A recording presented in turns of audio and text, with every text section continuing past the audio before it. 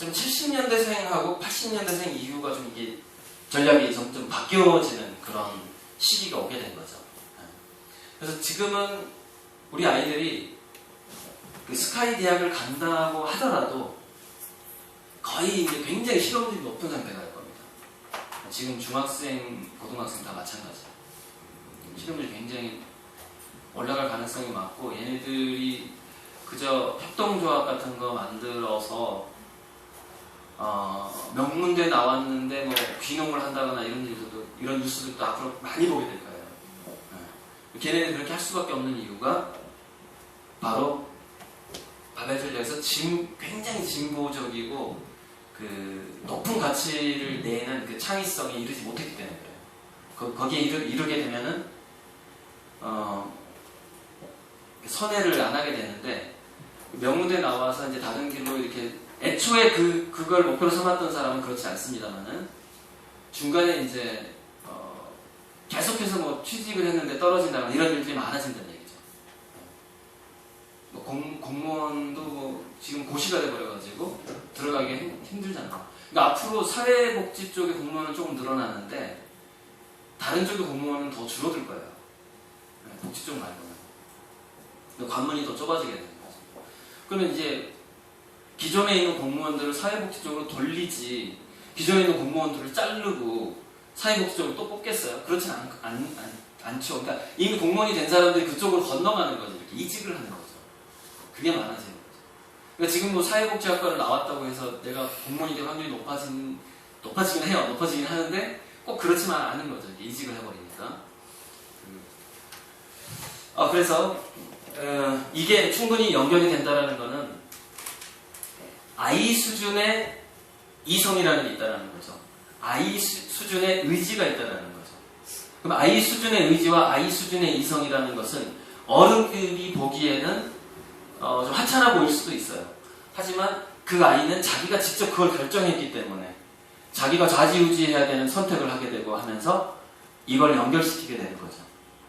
그래서 통제를 어려서부터 자기 결정성이 약해지게 되면 생각하는 능력이 줄어들게 돼요. 생각하는 능력이 줄어들게 되면은 중독에 많이 빠지게 되는데, 이 중독에 빠지는 것이 사람마다 정도가 틀리잖아요. 예를 들어서 무슨 스포츠카 중독에 빠질 수도 있어요. 쇼핑백, 가방 중독에 빠질 수도 있고요. 그렇게 되는 거죠. 그래서 어렸을 때 아무튼 자기 결정성에 충분한 체험이 중요한데, 그 부분은 다른 사람이 쓴 책 같은 거에도 지금 나오니까 일단 넘어갈게요. 7번은 이제 뭐 좀 넘어가고 8번은 제가 저번에 여기 와서 이제 1시간 동안 강의를 했었는데요. 간단하게 요약하자면 이겁니다. 운동을 할 때 우리 이제 그 두뇌를 찍어보면 운동을 할 때 이제 전전두엽까지 많이 활성화되는 걸 볼 수가 있는데, 체험하고 운동을 할 때 쓰여지던 그 뉴런이 공부를 할 때도 그대로 쓰여진다는 거예요. 공부를 할 때도. 그러니까 지금 대기업 입사시험 중에서 어떤 시험이 있냐면은, 물론 면접도 있고 인턴도 있고 하지만은 요즘에는 그 창의력 시험 중에서 뭔가 손으로 조작하고 만들어가지고 해결해보는 시험, 해결해봐라, 그런 걸 내는 그 기업들이 생기고 있어요. 미국 쪽에서 생기고 있는데, 그게 무슨 얘기냐면, 어떤 물건을 보고 그 다음에 공간을 보고 거기서 자기가 만들기를 통해서 그거를 해결하는 애가, 역시 그 회사가 어려움에 처했을 때 무슨 뭐 인수합병의 위기가 왔다거나 뭐 소비자로부터 우리 회사가 외면을 받았을 때 그거를 처리하는 능력도 좋더라는 거예요. 네. 그래서 지금 그 기업들의 입사시험에는 만들기 시험을 봅니다. 그래서 뭘 주냐면은 공부를 줘요. 드라이버 뭐 이런 걸 줘요. 이거 주면서 그러면 내가 이게 조일 수도 있고 분리할 수도 있고 뭐 그런 거를 주면서 뭐를 해결하라고 해요. 뭔가를. 그래서 굉장히 성적은 좋고 뭐 적성 시험도 굉장히 좋았어. 근데 그 뭔가 만들어서 해결하는 시험을 얘가 통과를 못해서 그러면 안 뽑습니다. 왜? 그걸 못하면은 역시 닥친 다른 추상적인 문제, 만들기를 잘 못하면 추상적인 문제도 해결 못하더라고요. 그 합리적으로 못한다는 거죠.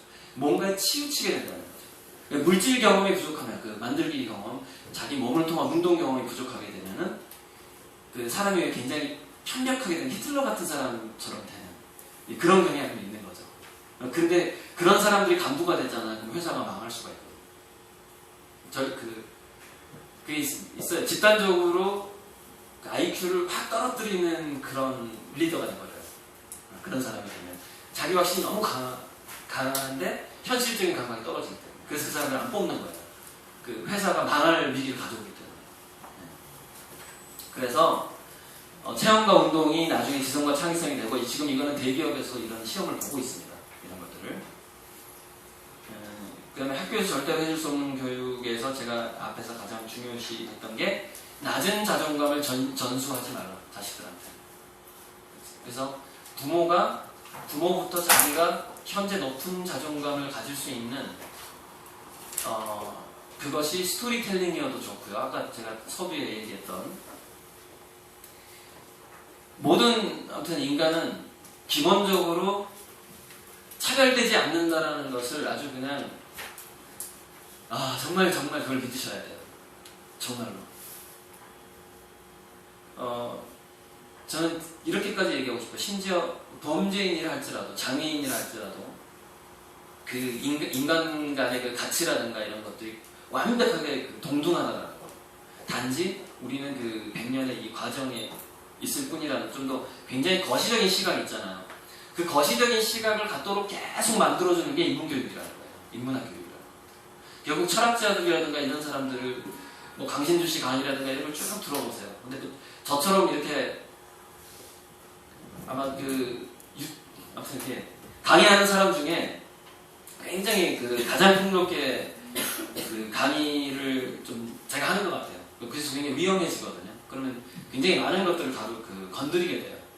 종교적인 영역까지 건드리게 되기 때문에 좀 위험한 상태가 돼서 방송 출연을 못하게 될 가능성이 많습니다. 이런 것들이 유튜브에 올라가 있습니다. 왜냐면 사고 친다고 생각을 하거든요. 방송사고가 날 가능성이 많기 때문에. 아무튼 상관없고 그만큼 굉장히 자기 생각을 굉장히 넓히셔야 됩니다. 상상력을. 자기가 현재 사회적으로 봤을 때 정말 명문대도 나오지 않았고 지금 가진 재산도 없고 통장에 부동산까지 없어, 건물도 없고 이랬을 때, 근데 얼굴도 잘생기지도 않았어. 키까지잖아요. 키까지잖아. 어떡하지 이거. 게다가 뭐 부모도 없어, 뭐 고아야, 뭐 이럴 수 있잖아, 자기 현실이. 그런데 내가 애를 낳았어. 그런데 그런 엄마가 애를 낳았어. 거기서 또 문제가 발생하는 거죠. 그 애한테 자기가 느끼는 그런 것들이 절대 전수되면 안 되는 거거든요. 왜? 그러면 희망이 사라져요. 낮은 자존감이 계속 전수가 돼요. 걔는 창의력이 떨어져 버려요. 자존감 낮아지면. 게다가 건강까지 나빠져요. 애가 자존감이 낮아지면. 그렇기 때문에 굉장히 거시적인 시각으로서 이 스토리도 굉장히 재밌는데, 어떤 책에 나오는 스토리인데, 이렇게 탄생한다는 스토리가 있습니다. 여기가 지구예요. 그리고 여기가 영계예요. 근데 영계에서 굉장히 격이 높은 영혼일수록 이렇게 호들갑을 떨지 않고 천천히 움직인대요. 그래서 지구상에 태어날 때 신이 이렇게 얘기하더라고요. 여기 의자가 있어요. 이렇게 의자가. 여기는 여기 의자는 회전 의자야. 굉장히 좋아. 안락한 뭐 재벌 2, 3세로 태어났는데 키도 크고 막 얼굴도 잘생겼어서 얘가 막 고민을 해. 나 영화배우 할까? 재벌 저 인수를 할까? 저 기업을 내가 경영을 할까? 영화배우를 할까? 영화배우를 하려고 해도 밀어줄 사람이 너무 많아, 감독이. 왜냐 아버지의 그 인맥이 너무 좋기 때문에. 그걸 막 고민하는 자리. 근데 그런 자리는 영계에서 굉장히 급이 낮고 수준이 낮고 그 연령이 어린 애들이 먼저 차지한다는 겁니다. 신이 야 니네들 좋아하는 의자에 싹 앉아 했을 때. 근데 가장 뛰어난 점은 그 천사라고 볼 수가 있죠. 다른 사람들이 다 앉고 나서 가장 나쁜 자리에 앉는데요. 어떤 나쁜 자리에 앉냐. 우리 인생의 시나리오가 어느 정도 환경의 시나리오가 정해진다고 했을 때 장애인, 낙태아, 장애인, 범죄인, 못생긴 사람, 키 작은 사람, 이런 자리가 있잖아요, 지구상에. 근데 이런 자리가 없으면요, 게임이 돌아가진 않아요. 우주는 기본적으로 차별해서 생기거든요. 다양성에서 생기거든요. 그래서 저런 존재가 지구상에 있어야만 하는 건데, 그게 역사로 남아도 되기 때문에, 역사에 기록을 하고 저런 사람들을 이제 우리가 복지를 통해서 점점 이제 구제를 해야 되겠지만은, 어쨌건 굉장히 위대한 영혼일수록 이렇게 못생기게 태어난다는 겁니다.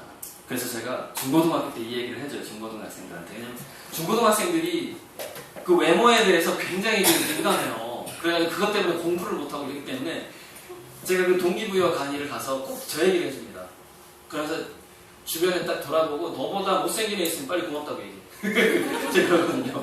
애들이 서로가 고맙다고, 야 고맙다 고맙다 이러면 서로가 보면서 네가 더 못생겼다 이거죠. 어쨌건 그래서 바로 저런 마인드, 자기가 태생적으로 신체적으로 굉장히 못났을 때 실질적으로 이면적으로는 자기가 훨씬 위대한 영혼일 수 있다는 생각을 꼭 가지셔야 된다는 거예요. 근데 그런 상상을 하지 않으면 가슴 속에서 그게 해결이 안 돼요. 지금 시간이 다 됐네요. 잠깐만요. 중요한 거 혹시 못한 거 있나 볼게요. 그래서 이제 제가 방금 얘기하는 게 미래학 얘기는요. 간단해요. 이 기후변화하고 인공지능의 문제예요. 기후변화 아까 제가 얘기했죠. 식량 문제. 인공지능은 우리가 지금까지 생각했던 엘리트 교육을 받았던 그 사람들의 대다수가 실업자가 될 확률이 많다. 이게 이제 인공지능의 문제예요.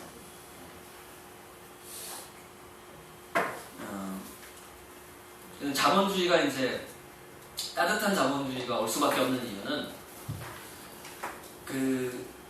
미국에서 돈을 많이 번 사람들이 자기 재산의 50%를 기부하자는 운동이 일어나고 있잖아요. 그죠? 근데 그게 이렇게 됩니다. 자본이 계속해서 이렇게 부익부 빈익빈이 계속되게 되면은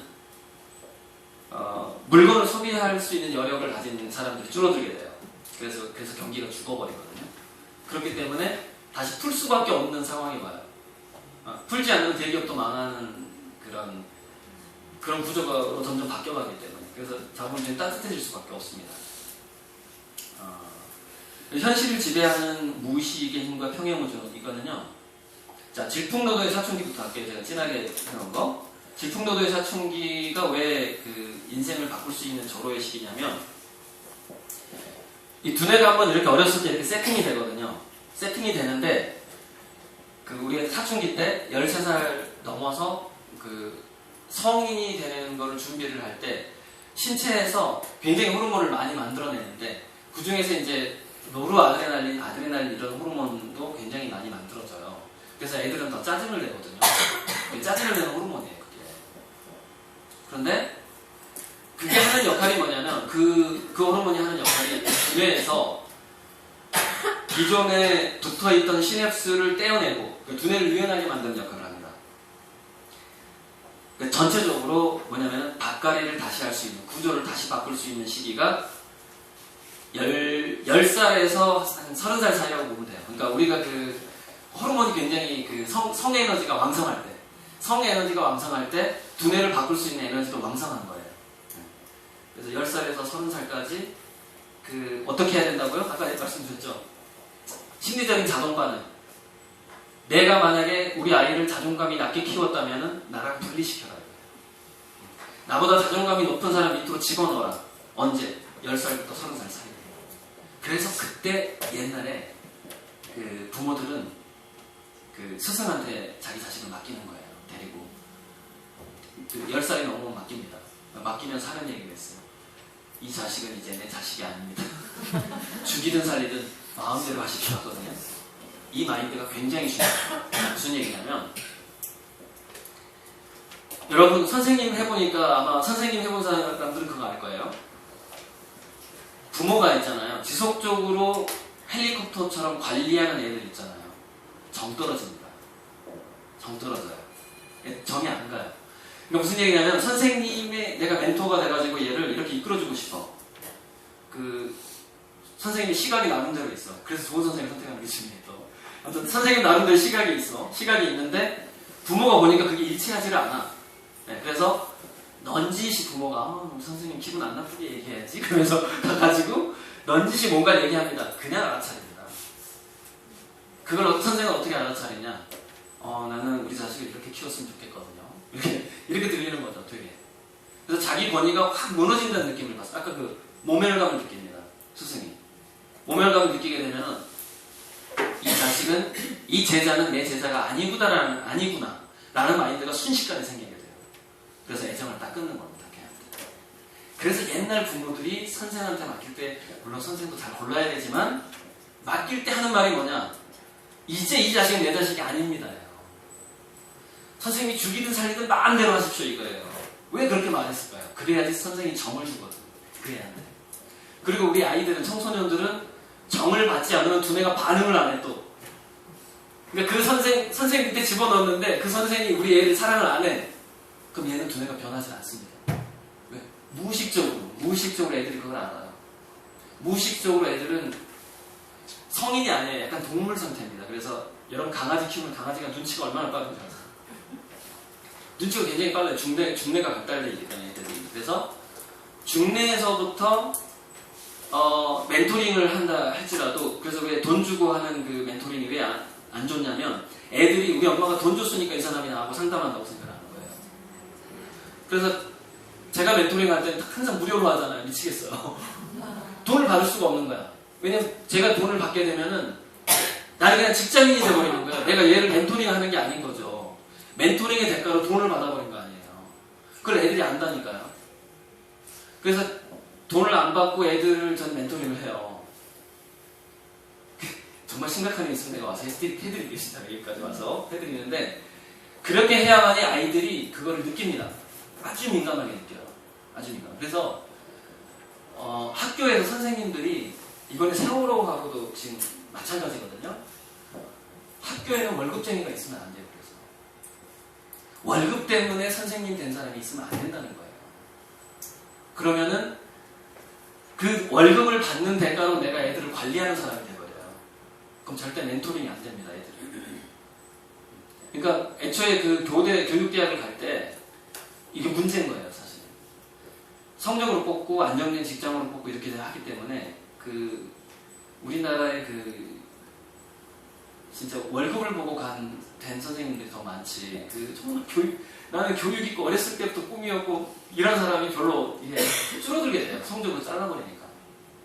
그래서 정말 교육적인, 이번에 그래서 그 공무원도 그 외부 전문가들 끌어들이는 걸 예전에 하려다가 실패했잖아요. 그래서 이제 공무원 집단이 이제 보수적인가 보니까. 근데 교사 집단도 마찬가지입니다. 실제로 초등학교에서 그거를 주장하는 교육학자들이 많아요. 비교대 출신 교사가 50%가 있어야 된다는 얘기예요. 초등학교에. 비교대 출신. 뭐 은퇴자들이라든가 뭐 사업을 해봤던 사람들. 그렇게 하면은 남자들을 더 많이 끌어들일 수 있대요. 초등학교로. 그런 식으로 바꿔야 되는데 반대하니까 다 밥줄이잖아요. 밥줄. 아 참. 할 얘기가 많은데. 그래서 이거 15번 하고 끝낼게요. 이제 그 20분 초과되고 있습니다. 현실을 지배하는 무의식의 힘. 그러니까 아까 낮은 자존감을 부모가 자식들한테 전수를 했을 때, 아이들이 이제 살면서 뭔가를 이제 선택을 해야 돼요. 선택의 상황이 올 때, 그 뇌과학자들이 이제 두뇌를 연구를 했어요. 그래서 MRI로 딱 찍으면서 뭔가를 자기가 결정했다고 생각했을 때 버튼을 눌러라, 딱 누르라 그래요. 그래서 그 시간차를 계산을 했습니다. 그랬더니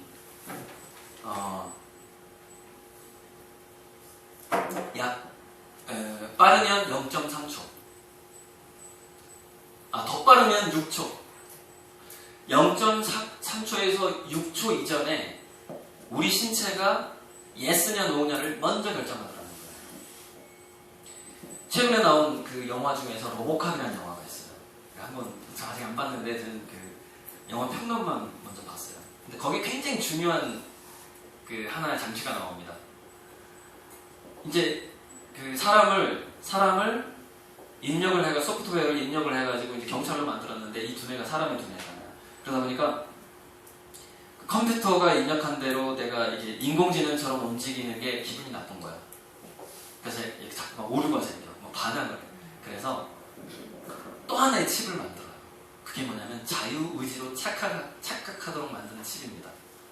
그러니까 분명히 그 시나리오 미리 결정된 게 나한테 있는데 그거를 자기가 결정했다라고 착각하게 만드는 칩을 심습니다. 두뇌에다가. 그게 로보캅이라는 영화에 나온대요. 근데 그런 영화가 괜히 나온 게 아닙니다. 뇌가 발달했기 때문에 그런 얘기가 많아서 그렇게 시나리오를 쓰는 거예요. 작가들이. 그래서 우리 인간도 직장에서 누굴 만날 때, 학교에서 아이들을 만날 때, 친척을 만날 때, 대인관계에서 우리가 뭔가를 제시했을 때, 너 이거 한번 시도해봐 라고 이렇게 제시를 했을 때 주저하고 두려워하는 마음이 기본적으로 깔린 애들은 거기서 너구라고 얘기를 한다는 거예요. 그러니까 무슨 얘기냐면 인간의 자유의지가 자기가 자유의지인 것으로 생각을 하지만 기본적으로 아주 어려서부터 자기 조상 때부터 세팅되어 온 게 자기 몸에 배 있다는 거예요. 두뇌하고 몸에. 그리고 그걸 강력하게 입력시킨 사람이 저는 엄마라고 생각해요. 엄마가 그걸 가장 많이 입력을 시킵니다. 그래서 아이가 나가서 그러니까 이런 거예요. 사주팔자라는 게 뭐냐면은 우리가 가치관을 바꿀 수는 있어요. 교육을 통해서. 그런데 성격은 바꾸기는 정말 어렵습니다. 사주팔자는 뭐냐면은 오행 모카토금술에서 성격을 연구하는 학문이에요. 그게 사주팔자가 운명을 연구하는 학문이 아니라 성격을 연구하는 학문이에요. 서양의 별자리도 마찬가지예요. 그래서 그럼 그 모카토금수의 그것이 그 성격을 어떻게 미치느냐? 그러면은 그거를 간파하지 못하게 만드는 거죠. 뭐냐면은 항상 행운이라는 것과 리스크는 그러니까 리스크가 없는 행운이 없잖아요. 위험 요소가 있단 말이에요. 그런데 이제 우리가 성공하는 CEO가 되려면은 또 공부에 있어서 마찬가지인데 그쪽으로 가려면은 어디까지가 리스크고 어디까지가 나한테 기회인지를 아주 냉정하게 아주 순식간에 판단을 해야 되거든요. 면접 볼 때 특히 그래. 면접 볼 때. 면접 볼 때 말 한마디로 면접관들은 점수를 낮게 줘버려요. 그 다음에 요즘에 또 여러분 삼성 시험 문제가 또 그렇게 나옵니다. 삼성 시험 문제가 어떻게 세팅이 되어 있냐면 그 아이의 어려서부터의 그 무의식과 성장 환경을 측정할 수 있도록 되어 있어요. 그래서 이성적인 문제가 잘 안 나갑니다. 나가긴 하는데 적성만난 문제인데 각각 정답이 다 있는 답을 줘요. 1번도 정답, 2번도 정답, 3번도 정답, 4번도 정답, 5번도 정답이야. 그런데 이렇게 잘하는 애는 1번을 찍게 돼 있어. 또 이렇게 큰 애는 2번을 찍게 돼 있어. 정답이 있습니다. 삼성도 SK도 다 있어요. 그것도 심리적인 전략이 여기 숨어 있습니다. 그래서 지금의 대기업 입사 시험은요, 그 부모의 심리까지 판단을 해버립니다. 정말 그래요. 그렇기 때문에 지금 현재 이제 그 부모의 그 자존감을 굉장히 높이지 않으면 정말 위험해지고 그게 이제 현실을 지배하는 무의식의 힘이라는 거예요. 평행우주론에 대한 제 유튜브 강의가 있어요. 옆에 이거 파란색 여기 한번 들어가서 유튜브에서 고영훈 평행우주론 두 키워드만 쳐도 제 강의가 나와요. 평행우주론 그다음에 고리들 또는 고영훈 치면은 제 강의가 딱 뜹니다. 그걸로 대신하고 이걸 마무리를 할게요. 지금 30분이 남았거든요. 네, 감사합니다. 네.